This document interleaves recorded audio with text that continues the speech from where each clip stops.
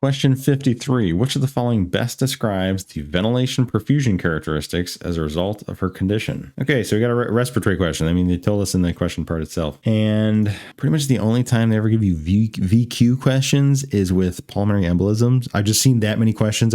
I'm pretty certain this is a PE question without reading any more into it, but we're going to read it anyways just to be safe. 68-year-old woman is admitted for a COPD exacerbation requiring steroids and bronchodilators. On day 4, she develops shortness of breath and right calf tenderness. Oh, what a surprise. Okay, so it's a PE. And honestly, that's all I'm going to read. So we've got a PE. How does this affect her VQ? This is super simple. They even tell you what VQ means. Sometimes they don't tell you what VQ means. VQ is ventilation over perfusion. And it's just math. It's like, there's really not much to memorize here. It's just a matter of plugging and chugging, as our 5th grade math teachers love to tell us. So ventilation just refers to how much air is entering the lungs. Okay, now let's look at mitochondria. The mitochondria in the powerhouse in the stem. Perfusion is just, if you imagine that the pink are your capillaries and then this big cloud thing is an alveoli, bundle of alveoli. Then the pink dotted lines are your capillaries. This is your perfusion, how much blood is reaching the alveoli. Really simple. Now, just think about what's the pathology you're talking about. It's usually PEs, but not always. Not always. They could give you pneumonia. Absolutely. And we'll talk about that too. But they give you PE, pulmonary embolism.